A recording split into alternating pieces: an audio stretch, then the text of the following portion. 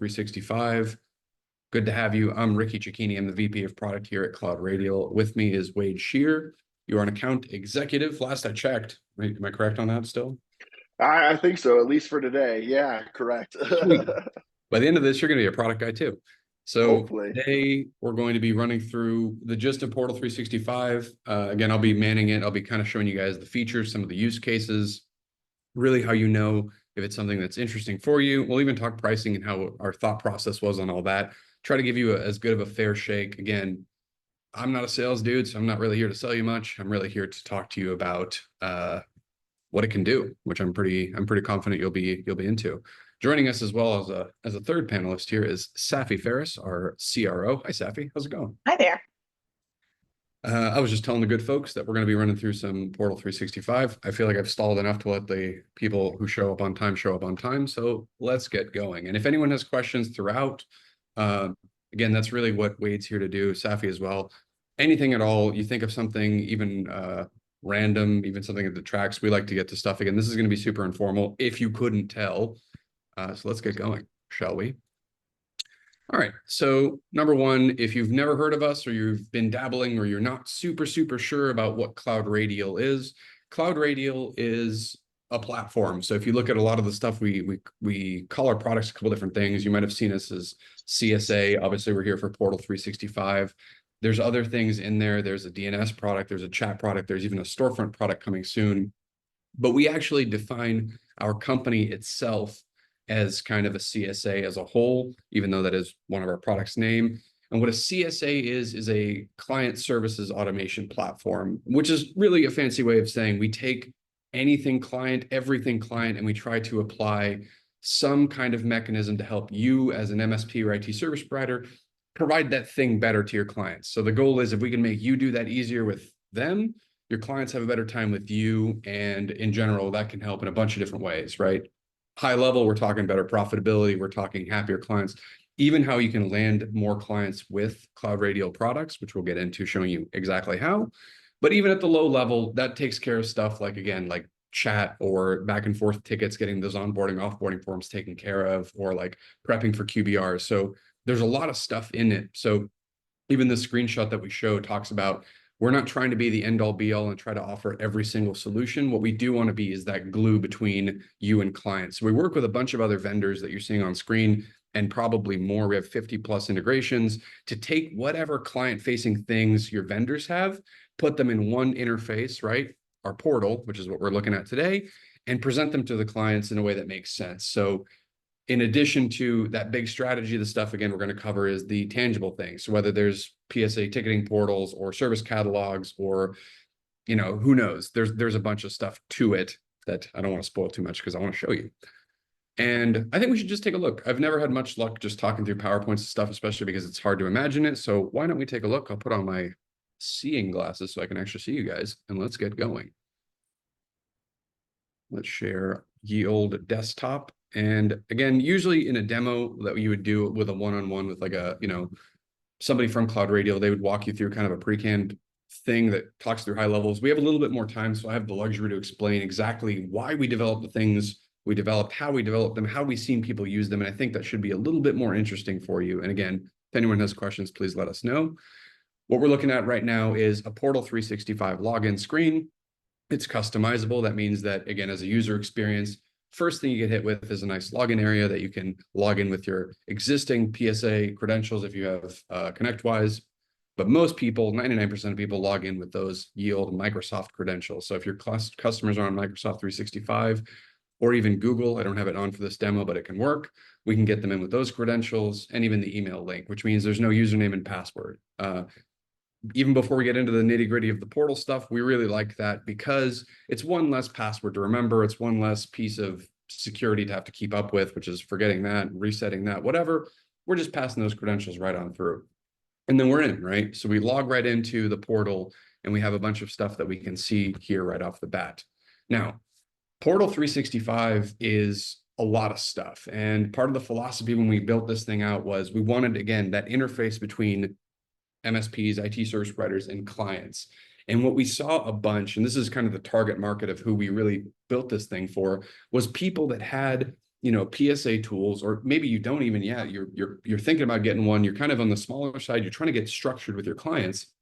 And what you noticed is that the stuff out there isn't really very great. The PSA portals that come for free that are client facing, the main issue that they have is if they don't look outdated, which a lot of them kind of do, at the very best is they're just kind of limited. And what usually the result of that is that clients, even though you can typically like log a ticket or see an update to like an invoice, because that's about it, it's really not doing the job that it's supposed to do. Again, a good portal is supposed to give them visibility into a bunch of stuff, like their tickets, like their reports of whatever other things you do for them. It has to prove your value, kind of showing them that you're doing what you said you would do when you signed a contract with them. It should even give them a platform. It should give them use and make it kind of useful for them to get in there and use it. So we're going to talk about in a second, like training and why that's a really big component for Cloud Radial. So Cloud Radial as a company took Portal 365, which is actually a smaller version of our flagship CSA, which has a little bit more, but we're going to focus on the P365 here.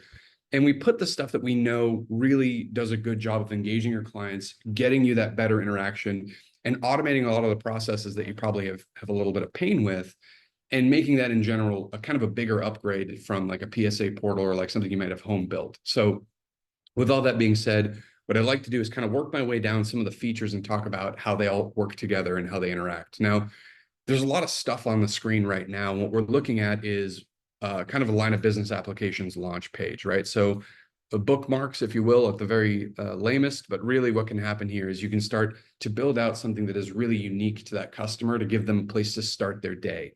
And a hot tip from me as somebody who works at this company, and also a hot tip for me because I've talked to 1,000+ MSPs, if you can get your clients to really build any habit, you don't have to go for every single feature that you're looking at in this portal. In the back of your mind, be thinking about what your clients ask for most. If they ask for a place to start their day, give them that. If they ask for better, ticketing interface, give them that, right? Starting with one of these things is the best way to break into it, and building habits on that thing is the number one way to ensure portals get used, which is a big concern for a lot of people, saying that they tried this stuff and they don't really get usage out of it. It's because they didn't really build habits around it. So big friendly line of business apps, big friendly customizable interface here that you can add more and more links. In general, we try to do that with a bunch of stuff. So whether it's even a knowledge base, right? So we have a knowledge base built directly into Cloud Radial. Again, trying to give them value off the bat. Anything that you want to put in here, you certainly can, right? This is a knowledge base editor that's built directly into Cloud Radial. Again, adding it yourself, adding articles, either you as the provider or giving them the power to add their own documentation is super easy.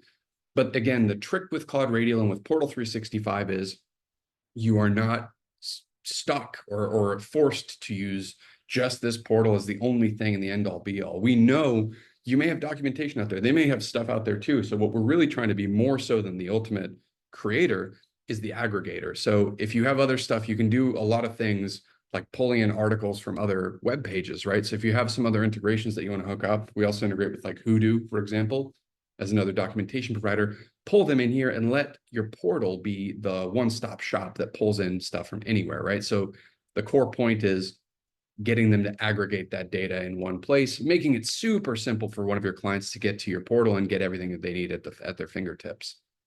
There's stuff like messages as well in here. I'm a big fan of this one. This is something that like seems pretty simple, but even having a little message interface within your portal makes it so if you have announcements, if you want a way to reach out to your clients, if you have something you need to say or you need a time sensitive thing, you can actually send these out. They can get posted, they can be broadcasted to them. And we're going to talk a little bit further in the demo about the desktop version and even the Teams app of Cloud Radial, Portal 365, which means that if you want to, this doesn't just have to live in the portal. It can actually interact with them outside of it and do like toast pop-ups on their desktop and stuff, which is really good for engagement, right?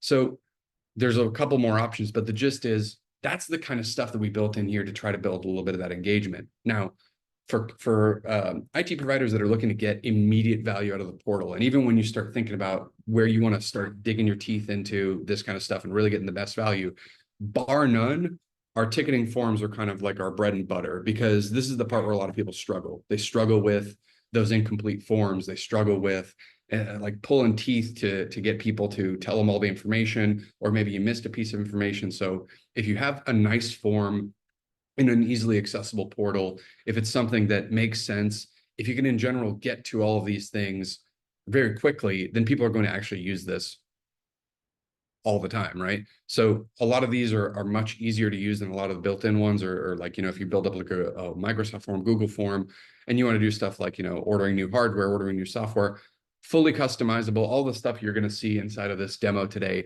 is stock content. So nothing in here is something that you'd have to build out completely yourself, and it's a mountain. It's really pretty easy to just kind of pick and choose. And I'm actually, I think for kicks, I'm going to log out and log in with my super admin account, because I want you guys to see the onboard offboard forms, which are probably the number one thing that people come to us for anyways, because that's one of the bigger pains with request service.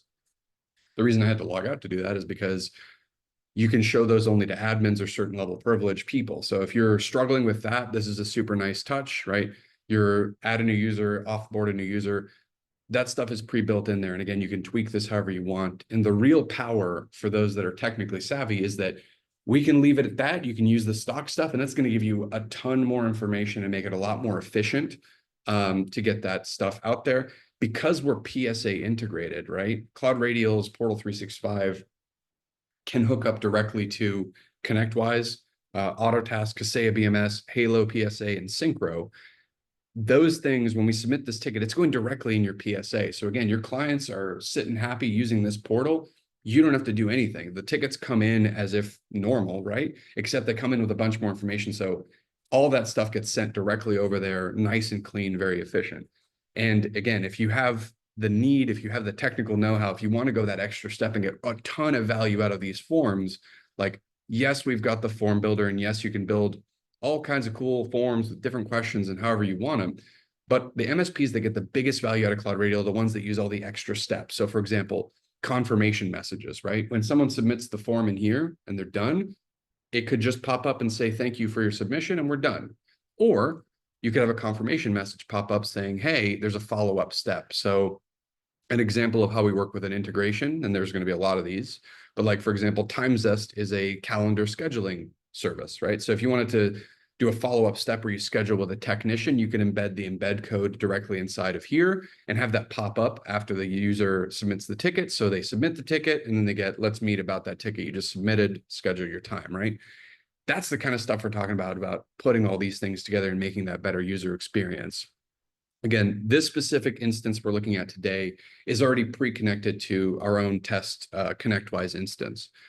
You don't even really need a PSA at all. You can still send this to an email address. So if that's something that you're interested in, that's totally fine as well. But partners that get the most value typically try to run a little bit of additional automation, a little bit of efficiency through their PSA. So when we look at a lot of the options, right, you've got a bunch if you need them. And if you don't, it works out of the box. But if you want to decide what board this ticket goes to, what status, what priority, and then the sub issue and whatever, this is the kind of stuff that takes you to that next level, because all of a sudden, without doing an extra thing, right, you set this up and then set it and forget it, and your client's stuff gets slotted directly. So you skip the triage step, you skip the back and forth of pulling teeth. You can save a ton of hours just on a couple of onboarding forms a month, right? Which is a huge win. And a lot of times when we talk about even pricing for this stuff, that was one of those things. We wanted to make it as simple as possible to justify the cost of something like this, going, how much are you spending fumbling around with extra tickets from phone calls, from emails, from inefficiencies that you could just do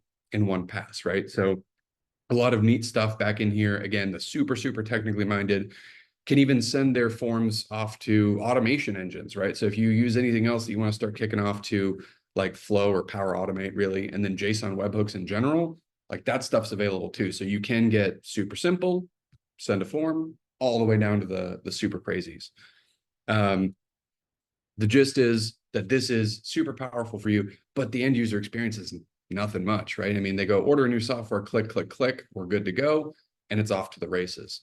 Now, something you'd notice that's a little bit different that we do that ends up helping out quite a bit is that we split up our tickets in two different categories, which is not super standard, but it helps out a lot for us. We have the request service area, which is what we're looking at here, which is these big icons, kind of got more text visual. And then we have report a problem. And this one, people ask us all the time, they're like, what's this? This one's like a drop-down stuff, right? And exactly the same thing, it does the forms. and it submits them to the API, the PSA, all the other same stuff I just said, exactly the same. All the fields are the same minus the little graphical stuff. Why do we do that? Well, what we found is when you build a successful client portal and you want people to use it, you want people to engage with it, when people are coming to you with problems and issues, they want no nonsense, right? Obviously, people are frustrated, something's broken, they're using a portal, which we have to be aware and honest with ourselves. If you're using a portal and you're frustrated, you don't have time to mess around. You want your issue fixed, and the client's already going the extra step to log in and do stuff. So you get to your issue as fast as possible. There's no frills. When you're doing request to service, right? When you're shopping for something, when you're doing a little bit more, I don't know, take your time work, then it can be a little bit more of like a shopping experience. And what the most successful MSPs that get Portal 365 do is they separate out the trouble issues with the account management, with the sales kind of stuff. They want to send this maybe to a sales queue, or they want to send this to an account manager that they're trying to make new processes with. It's two different mindsets, and the clients start to get trained that the portal isn't just for problems. Tickets aren't just bad, bad, bad. It could also be something that you go to buy new stuff, that you go to check on new services. So all of a sudden, something that could just be a form has become a passive way to make more money, right? Because you can put up stuff that you sell. And the more you add to this, the more clients use it, the less you have to spend time telling people what you sell or how you sell it and all the other stuff. So you can actually start to get money from it, right? So having a well-implemented portal and a richer portal can actually help make you more profitable, which is pretty sweet, right? It just depends on how much you want to use it. And now again, back to an end user perspective, if I'm an end user and I submit these tickets, and we can go ahead and actually try it out. I mean, I want to show you guys what that looks like start to finish. So let's say I'm trying to do an order new software for myself, list the best number. Nobody copy my very real phone number, please. Adobe Photoshop. Cool, cool, cool. Let's say we need it tomorrow. Let's submit it. What's going to happen? So what's going to happen when I hit submit is Portal 365 is going to take my name. I have this connected, like I said before, to ConnectWise. Any PSA we connect with does the same thing. Takes all the details of the user plus the ticket stuff. It's going to send it over to the PSA. And then what we're going to see is that this is going to create a ticket number. See it down bottom, 11544. And then what happens is, if I want to follow that ticket as a user, I can still just use the portal. I go down to this last option, support tickets. And now what's going to happen is, because I'm an admin, right? I would be the theoretical point of contact in this company.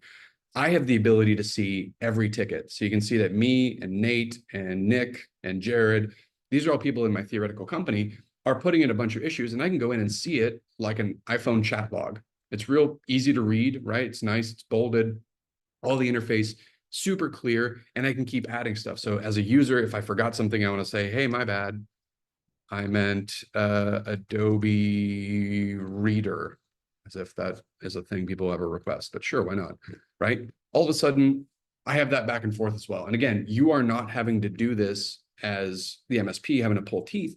They have that interface. When you respond from within your PSA, that comes back in and they see it like that chat log, right? Your PSA workflows might still email them or whatever, but they have that interface where they can go see stuff.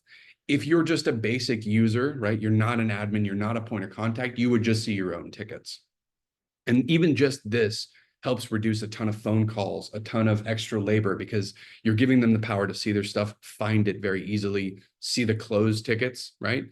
And if you define some settings, which we'll get into in some of the more advanced stuff in a little bit later in this call, you can even have tickets like pending approval and waiting on them, and they can see those too. So all of a sudden, then you can see that there's some things that you can do that typically you can't do in a basic portal, including even setting tickets to be able to be closed or changed in a certain status if you want to. So now hopefully you're starting to see that in addition to all the theme that we saw with the tickets being more rich with information, healthier to communicate back and forth, we're also adding that element of self-service, which is missing from a lot of portals. And self-service is what people want today. People in general, right? Any kind of consumer is kind of inclined to try to solve their own issues, to try to figure out if they can kind of get past the waiting game. And that's the same thing here. So if I want to, as a user, and go like, nah, never mind, I figured it out. Or, hey, I want to escalate this, whatever. You can choose what options they get up here. But if you train them to do this, that's another really powerful element of self-service. So if I cancel this out and I say, yeah, I'm good, close it. If I set my close status, we'll see. I did, luckily. I prepped pretty hard for this. It's gone, right? It's set off to close. And that did everything inside of the PSA. It sent it off and it's good and done. So what that means for you is that you're having to do less work. The client gets a better experience. And in general, that's overall a nicer thing to have in a portal.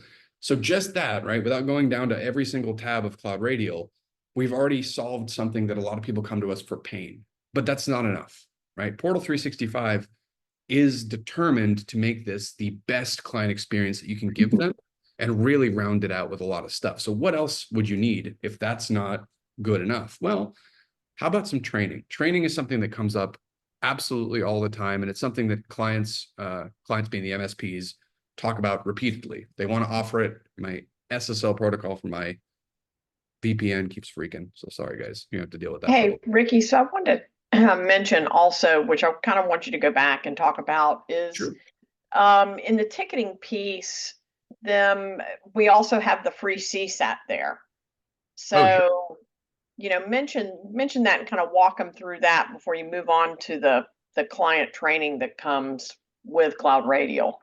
Yeah, so CSAT's something that we talk about a lot, especially we go to a lot of shows and we have a lot of conversations with people about the value of a lot of portal of ticketing.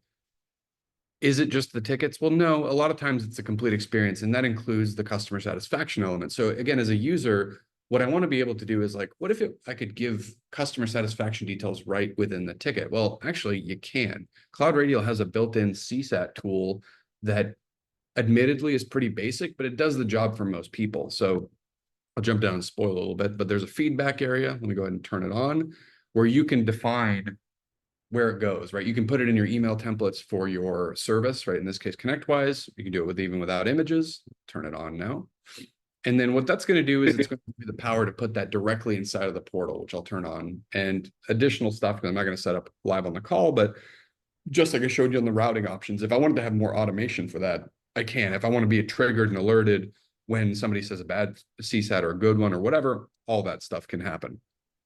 But again, at the very most simple level, because I turned it on, when I go into the specific piece of software now, or should be activated. There we go.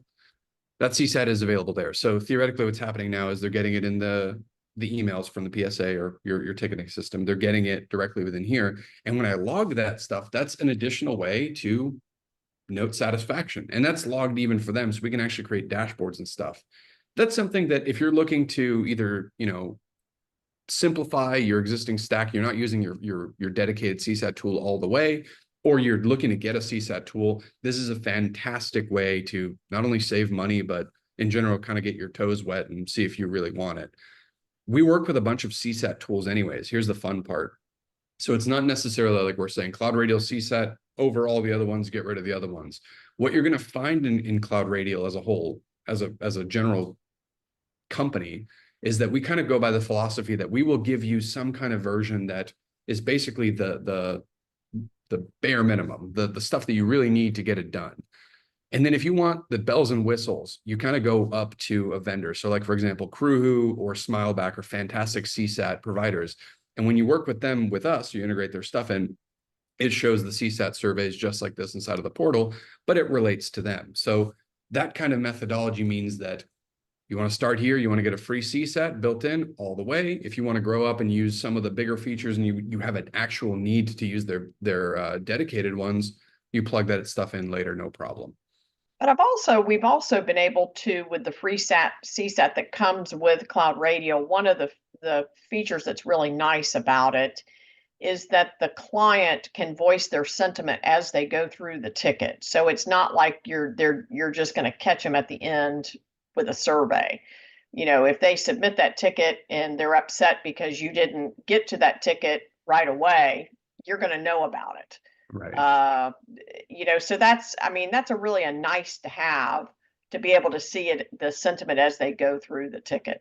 And I'll quit bouncing in. You'll be happy, Ricky, that I won't be, adding in, because I've got to work with a client to finish out his contract. So I'll be bouncing.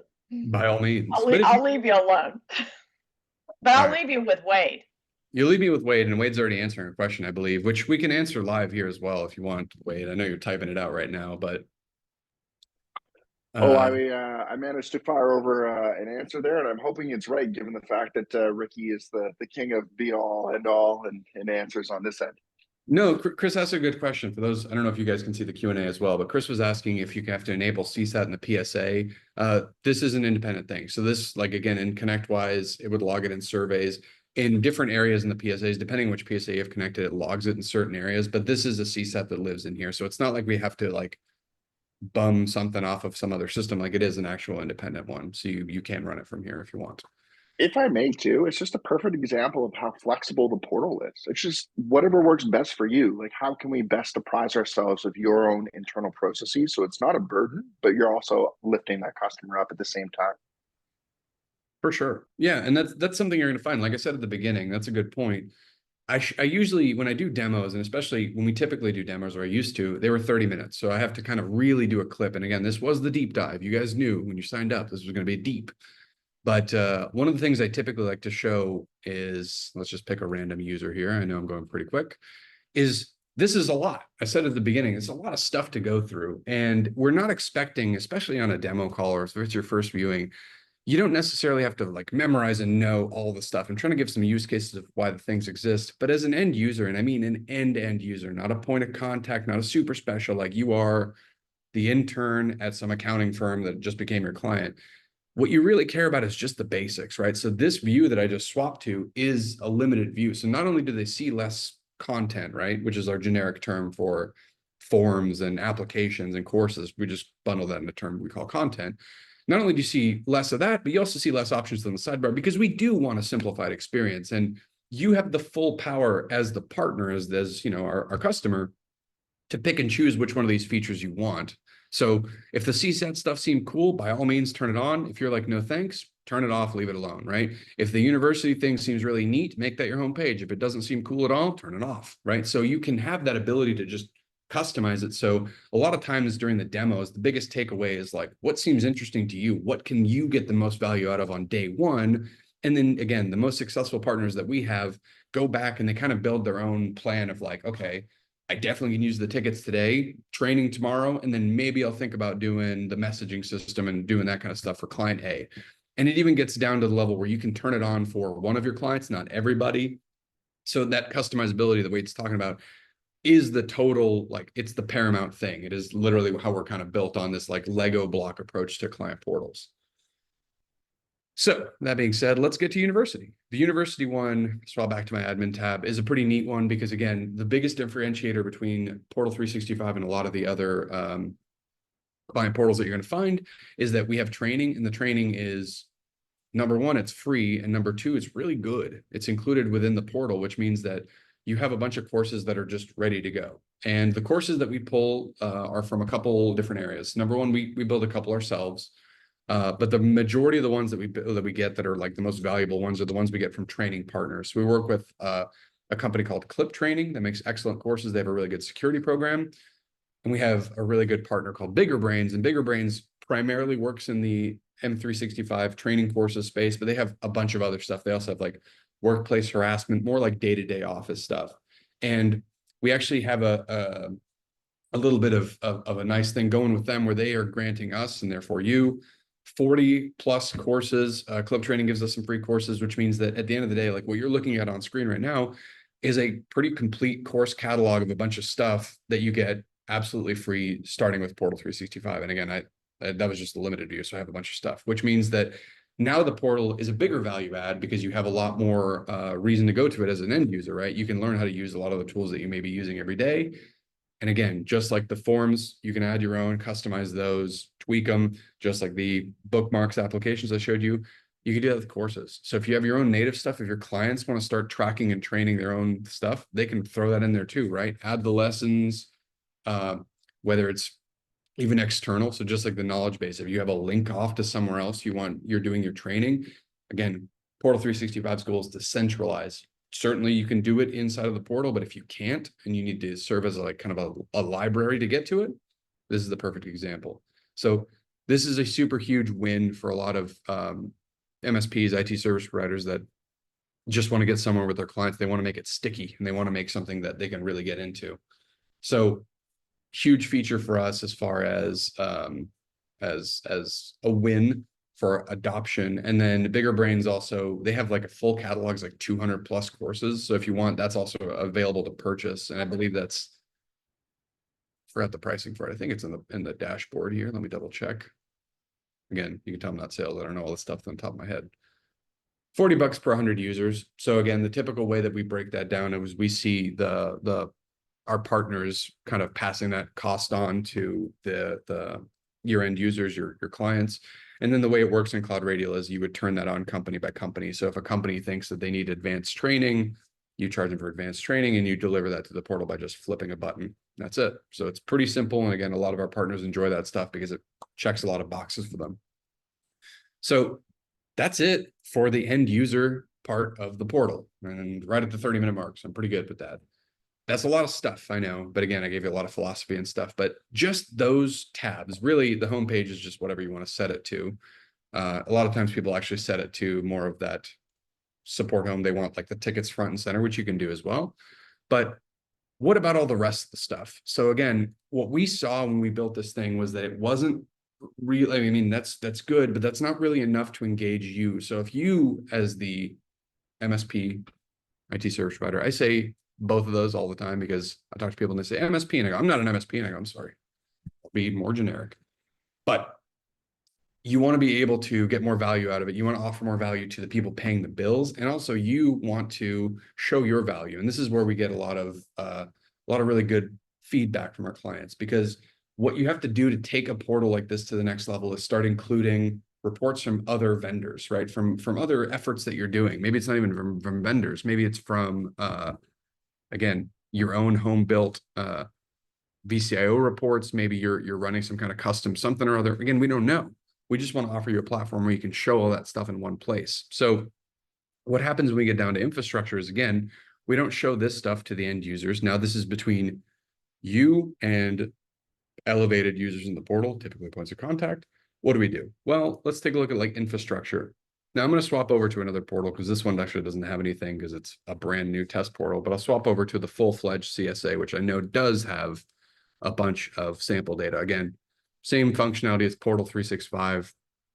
Also, you can see this one is more built for that support home, supporting, you know, big icons, homepage stuff. Again, customizability is dependent on how your clients like to absorb this stuff. But if I go to the infrastructure and take a look at endpoints, for example, we're actually going to see endpoints. So we're going to see kind of like an inventory of the endpoints that they have available. And if I click on one, what kind of information am I going to see? Well, I get to see quite a bit of stuff. And the stuff that we're looking at is like, you know, protection, the storage, the configuration details of that machine, even down to like the software that it has on there.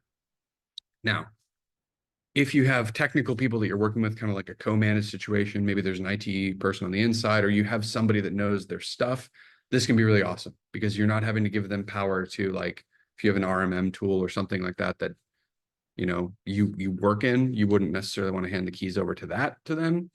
But this is pretty perfect for us as far as the level of access we're looking for, because this is going to give them the high level gist without necessarily flooding them with information. If they want to click on this stuff and drill into it, by all means they can. But at the very least, you're showing them that you are tracking exactly their machines. Now, this stuff comes from Cloud Radial specifically. This is the Cloud Radial agent. So we have our own agent. It's not an RMM. It's not edit. It's something that's read only. Some people don't like putting agents on machines, which I get. There's like a million of them out there. But in this case, the only defense I'll really give us is that it's built for clients. So it's not going to give them hyper-specific, super technical overload information. It's going to give them pretty much just what they need. And we do the same thing for servers. The software list kind of amalgamates all the stuff so they can kind of see what they're working with. And you can also see how much stuff you're potentially having to manage. What we're starting to do here is take all this information and have a conversation with the client to say, hey, there's a lot of stuff here. Like, it's not just about training courses. It's not just about tickets. When I become your IT service provider and I'm helping you with stuff and I'm trying to get to the level where we're not spending all the time talking about broken keyboards. We're talking about shadow IT. We're talking about security gaps. We're talking about, you know, better processes to make them more efficient. That stuff is more valuable from a partnership perspective. It's more profitable.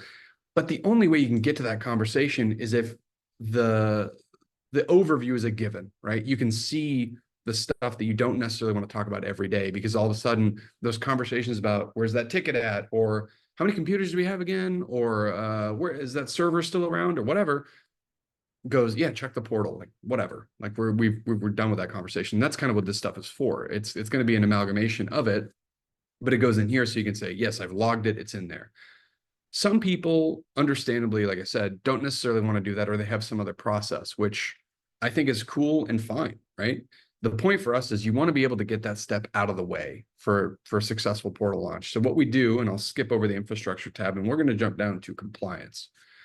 If you have other tools that can do this, if you have another method, something else that you prefer, something that's super handy dandy in Cloud Radio that you should look forward to are the report archives.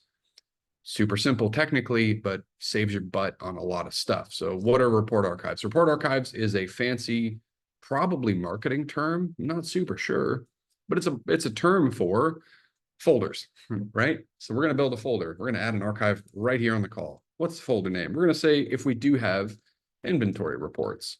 Now, for the sake of time, I'm not going to go through every nitty-gritty detail, but I'll tell you that if you wanted to have rules, set up alerts to say when something gets added in the folder, send me a ticket, send me an email, do this, or keep them for a certain amount of days, you can. I'm going to be basic. I'm just going to say, make a report folder. What happened? I made a report folder. It's there. So what do I do with it? Well, I put reports in it. And how do I do that? Well, you can drag and drop them in. You can literally just do that. Or if you are a clever devil, you can forward them in there with an email address. And if you're even cleverer, I'm not, this is about as clever devil as I get, you can do it via API. But typically the number one play is to copy and paste this email and forward stuff up. Aha! What does that mean? That means that any tool you have, or even if it's manual, you can start sending reports directly into Cloud Radio. For what purpose? Well, you can start to take anything that you feel is client valuable, client facing, and put it in there so they can see it at any given time. And let's do that. Let me see if I can do that uncomfortably on the call. I didn't plan for this, but at the same time, like I'm feeling kind of wild. Let's see what happens.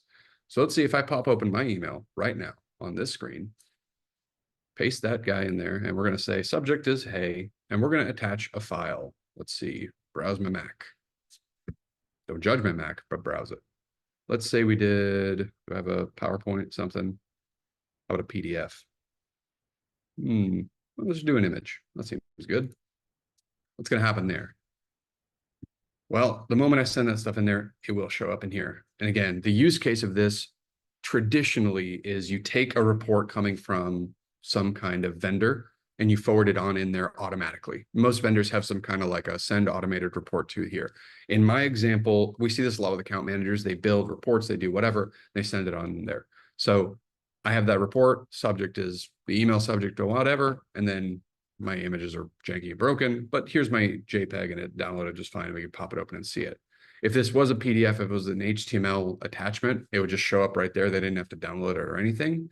And what we found that is super critical and killer with is that weird line for IT service providers where you want to be able to show all the stuff you've done for them, but then if you do too much of that, people don't care, which seems to happen a lot, which is if you drown people in reports, they just kind of blank out, right? If you say, here's your backup report, here's your security report, oh, here's your VCI report, here's your ticket report, here's your inventory report, and I'm gonna send you 2 of those a week, and then whatever, average person's mind explodes. So what happens there? So our philosophy that seems to hold up really well is set up these folders, make them standardized, forward stuff in there. So what ends up happening is never missing anything, right? All the stuff is logged in their portal where they should go to see it. And they have a reason to trust you because now everything you said you were going to do shows up in here. If they want to bring it up and they want to have that conversation right now, grab a screen share, start it up, go through their portal. It's there. You're not having to spend time rifling through a bunch of tools to find their report. And if they don't care, fine. It's logged in there. So if they ever do, it's good to go. You can set these up globally for every client. I've been doing everything one at a time for each client, but this stuff helps a lot. So how does that tie into my infrastructure thing? as long as you're hitting those beats where you're actually showing the information to the client and the core question of what are you doing for me is answered, Portal 365 is good, right? If it comes from us, excellent. If it comes from somewhere else, excellent. The main objective is, can you show your value in the portal? And that's what a lot of this stuff is for. The stuff I skipped over, there's usage and then there's security. Usage is a fun tab. If you have Microsoft 365, this becomes really useful. So we have our user list, and on a technical level, I'll go very quickly, but users are synced in from really two sources. Either you sync them in from your PSA, ConnectWise, Autotask, whatever, or you can sync them in from Microsoft 365, and ideally both. And that's what's happening here. So what's happening is when we see the same user in Microsoft, we see the same user in the PSA, they match by email, we put them in here, and they now have access to the portal. So when they go to log in, we say, hey, does that user exist? They do. We know what portal, what instance, what everything to log them in. Everything looks nice and smooth. And why that's important is if you add in their Microsoft 365 stuff, then you get some really neat things in the portal. For example, license reporting becomes a thing that is natively in their portal. We're pulling that straight from their tenant in Microsoft into the portal. I can see how many licenses are in there. I can see who has them assigned. Super useful. That's one less ticket. That's a lot better for not having to spend a bunch of time doing that. They want to see data on their own tenant, right? Who's using what information from, I think this is SharePoint actually, but adoption data shows even more, right? Email across the tenant, SharePoint, Teams, Yammer, we pulled it. I don't know if anyone yammers. I've never yammered, but if you did, it was free in the API. So we said, why not? But that kind of stuff really helps. Even Teams voice call data, which we don't because this is a demo tenant, but that takes care of a lot of the Microsoft 365 reporting that most people can stomach right in their portal. Right there, no more need to ask, no more need to pull stuff, no more need to find out if so-and-so, who's got that license? Do we have an unallocated license? They can see that right there and then, which is super nice. Security is kind of a little bit of an addition to that. For example, like the logins tab is actually pulling in information about that from the tenant. So a little bit more security minded, but we're pulling in information about the global admins and who has MFA on or off. This is a big old red flag for us, but it's a demo council, whatever. But the point of this next chunk, right? If we think about the chunk that I've spent 30 minutes talking about all the basic stuff, and the next chunk is you can tell the tone of this conversation went from bookmarks to, hey, security, hey, inventory, hey, strategy, other reports. The conversation has shifted dramatically to value proposition, to clients, to prospects, right? We talk about how Cloud Radial can help you, manage your clients better. A lot of this stuff is the management, right? It's just getting them the information in an effective way. Showing a prospect that you have all of these mechanisms down, right? You can customize them, but you have a way to deliver these things is a surefire way to get people to go, I understand what you do, right? I may not understand the hyper-specific details of every single tab, but I understand that if I want to talk about it, it's there. And that's something that you can't usually do by yourself, right? It's very hard. And if you build it yourself, it takes a while. Trust me, we know, we did it ourselves too. Last but not least, I'm going to skip alerting because this one really just tells you if things in the background are working. And if they had all reds, I'd be super embarrassed, but everything completed, just fine. Account, what's happening down in account? So account is kind of where the cherry on top goes for you to have a conversation with them. So if you're having, your agreements synced in from your PSA, right? A lot of times this depends on the specific PSA. So if you're watching this, you have ConnectWise, Rejoice, that one has probably the best connection. Autotask does pretty well as well. Some of the other PSAs, they simply don't have a lot of these pulls. So you might see different depending on if you give this a try or go look at yourself. You might be like, hey, we don't have quotes. It's like, well, so-and-so PSA doesn't have quotes. But whatever we can grab from financial information, from invoices and so on and so forth, we do pull because we also see a lot of value with, again, your point of contacts. Maybe this is more like a billing person, but sometimes it's the point of contact anyways. They want to be able to see that in the portal. So can we pull that through? Can we suck that in? And we do. Or again, if we can get it from the PSA, we like to display it right in the portal to add even more value. So there's another reason to get in the portal. Now, on top of all this, what happens is we can dashboard a lot of this stuff out. So a lot of the data that we're seeing in there was actually coming in, and without you having to touch anything, if you hook data up into Cloud Radial, the dashboards kind of fill out by themselves because they're hooked into a lot of those data sets. If you have dashboards for another tool, I know a lot of people like BrightGauge a lot. That's a great tool for showing value. Or if you want to build your own, right? a lot of times what's happening, or what we're seeing, is a lot of smaller businesses are moving to that, give me the high level, give me the dashboard approach. And we thought it made a lot of sense to put kind of a dashboard area in here where you can build your own widgets, right? Some of it cloud radial data, some of it your own data. Like this is an old Power BI we got from COVID back in the day. Works just fine, right? So if you can embed some dashboards in here, what we've now turned the portal into is, again, not just bookmarks, not just inventory, but strategy. Now we can use that as like a, how are things going? How are things really developing for you? The reason that's super sweet, and like I said, and this is, my throat's getting patchy just doing this. So much stuff. You have to You're approach. getting there. I'm getting there. But the portal, I mean, again, it's a big takeaway, deep dive. The portal is how you want it, right? So again, if I were to do a one-on-one demo, I know there's a lot of people on this call, the way that it would work is I'd go, hey, what's bothering you, right? Why are you even bothering sitting on an hour-long webinar about a portal? Is it just because you're interested in portals? Probably not, right? You have an idea of what you're looking for, something that might be bugging you, a process that's inefficient, something that takes much time. Should approach this the same way, right? Some people, again, focus on tickets. Other people, they just need that value proposition. So as you look at all this stuff, I know it's overwhelming. I know it can be a lot of stuff, but stick with me and think, where do you tackle this first? How do you get into it? And what's the pain you really want to get into and solve first and foremost? Last but not least, I'll talk about this orange color tab. Why is there an orange color tab? Did our developers mess up? Is there colorblind people working here? We don't know. But what we do know is that this is actually an admin thing to get and access all the other stuff. So again, Cloud Radial's bread and butter isn't just doing this one at a time, because we're built for scale, which means that if you do have many clients, right, you can do it with one, you can do it with 50, however many you want. You can come in here and start adding more and more clients, and each one is their separate thing. So I've been doing everything that we talked about and looked at today in Azure Technology. Crazy Commerce is another company with 4 users, and I want to go add a brand new company into here. It's hooked up to my PSA. I can do that. Boom. Here's all the companies I can add in. Let's add in Benepartum Law Group or a big company or whatever. Each one gets their own customizable portal, and it starts off from a template. So as you build it out, there's a lot of power behind the customization in here. So without going too crazy, because this is literally an implementation, right? If you were like, this all sounds good, how do I get this up and going? The majority of an implementation of Cloud Radio kind of goes down to like, well, what do you want to put in the portal? Do you have articles only for Microsoft 365 clients? Do you have Google clients? Do you want articles for them? Do you want tickets that apply only to medical people versus this one? We help you break down everything you really need and start making that apparent for these clients. So what ends up happening is everybody has a portal. You start off, it's really fast, and we're good to go. So if I add a company on the fly right now on the call, I go, hey, I just landed a new client. We just got this Dave's MSP, great MSP. How do we want their portal to look? Well, maybe I don't want them doing that applications thing. Maybe I want them support focused. And then there's a bunch of PSA sync preferences and so on and so forth. There's a lot of stuff in here that is very nitty gritty. It's more an implementation thing. But if I do that and I go company created, okay, cool.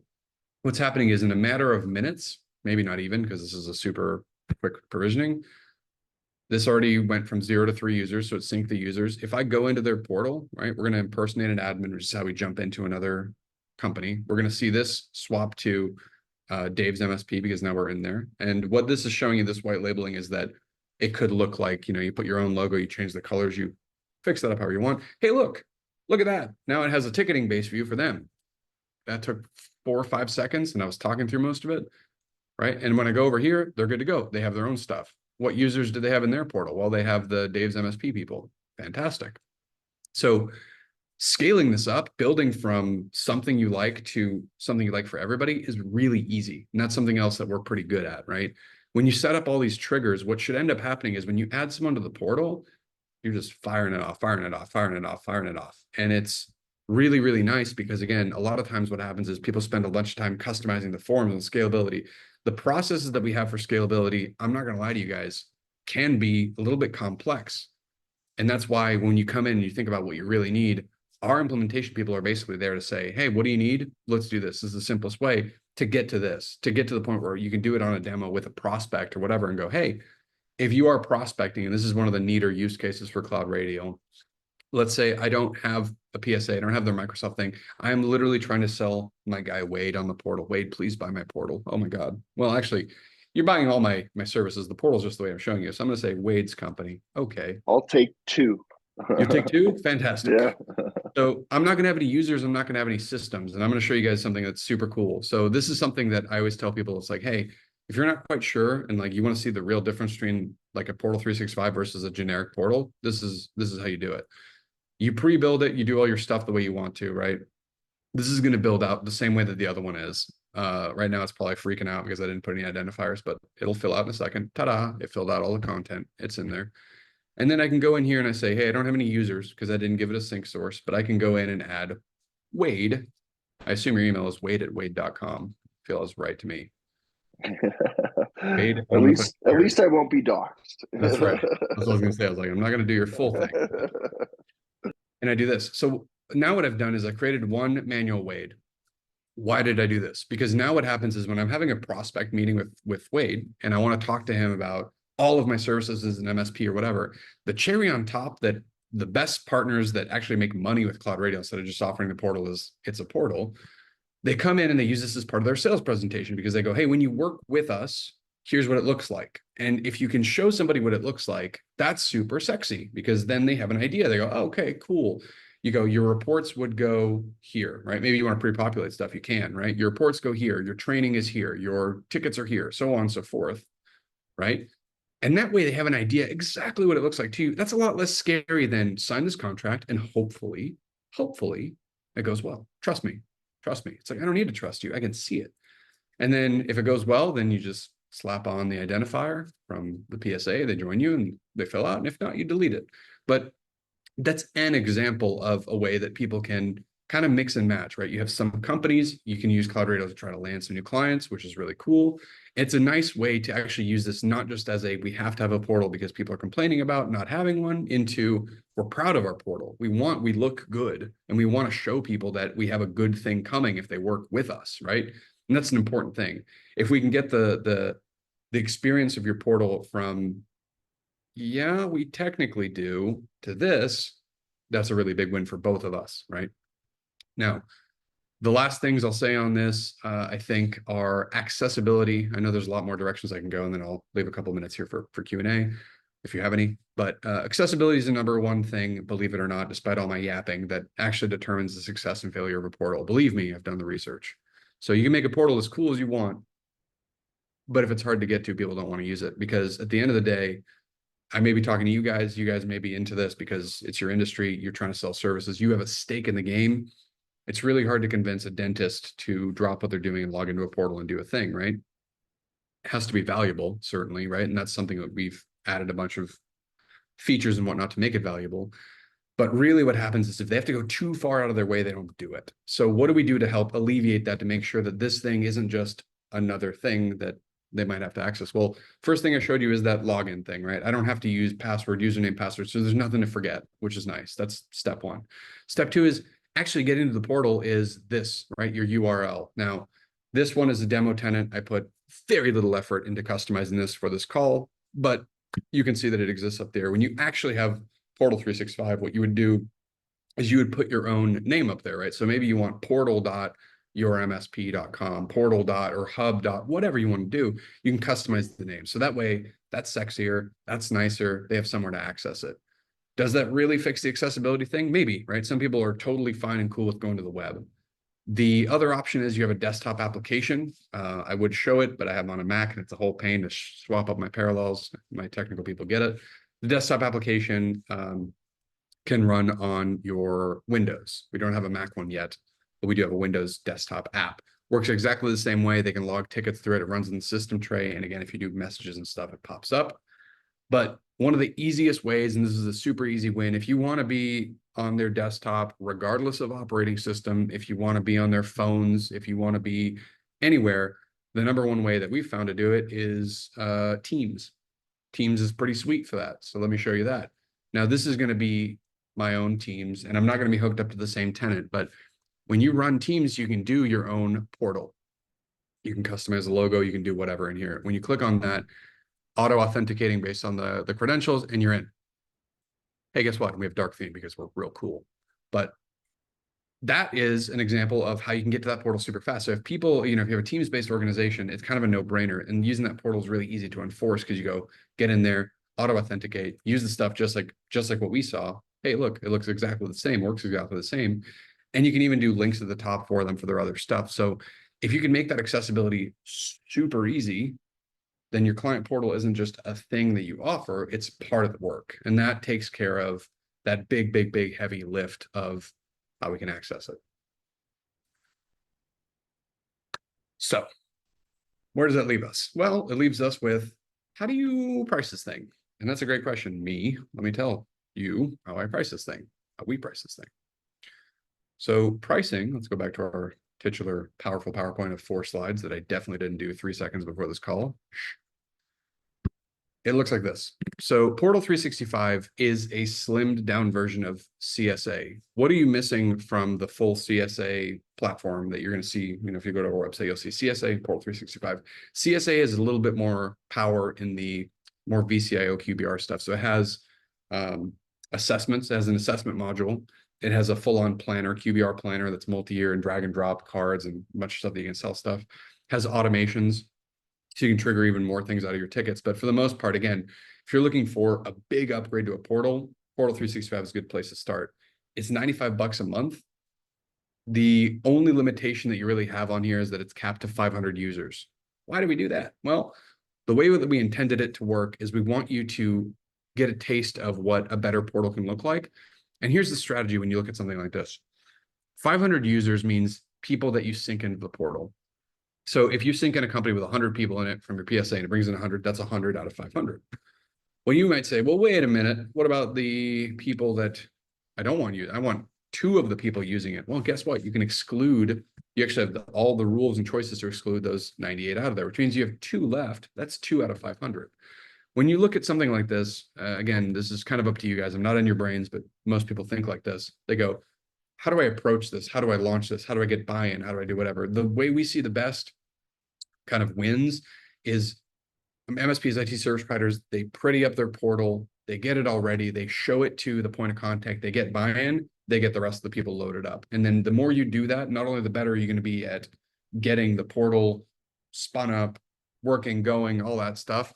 But if you do end up feeling the need to get more users, you feel the need to get some of the features that the actual full-blown CSA is, you're not having to go, oh man, because the full-blown CSA starts at 195, right? It's not a huge difference up, but at the same time, like, this is a really good way to get in, learn this product, figure out the mechanisms, figure out exactly how you want to use it. Once you perfect it, you're not blowing thousands of dollars. $95 a month for a big upgrade is worth it. And again, we look at the pricing based on how many hours can we save you on ticketing? Well, how many hours are you spending on aggregating reports and blah, blah, blah. If that number of time is less than $95 a month, it becomes kind of a good thing to work on, right? So hopefully that was a short, you guys talked a lot. I know I couldn't get a word in, but hopefully that was a nice, easy way to understand Portal 365. And my guy Wade here is also here to help. So if you have any follow-up things you want to do, Wade, I think, what is the best play? I wonder. Email, phone call, I'll accept it any which way. I can leave my email in the chat here if that helps everybody. I also have a direct booking link if you want to book in a demo or time with me. Ricky, I don't know if we send that out afterwards or. Yeah, let's go ahead and do that. I mean, we do have the people who attended. So if you have any other questions, if you look at it, if you take a little bit of time to think it through, or just in general, you just literally just wanted to understand a little bit more about it, hit us up. Again, we're more than happy to just chit chat, talk about why we do what we do and how we do it. And I want to say thank you. Thank you for taking the time out of your day to come and listen to all this. And hopefully this was informative. All right, guys, you have a good rest of your day. Thank you so much. And I'll see you next time. Thanks, Wade. Thank you. Have a good one, guys. See ya.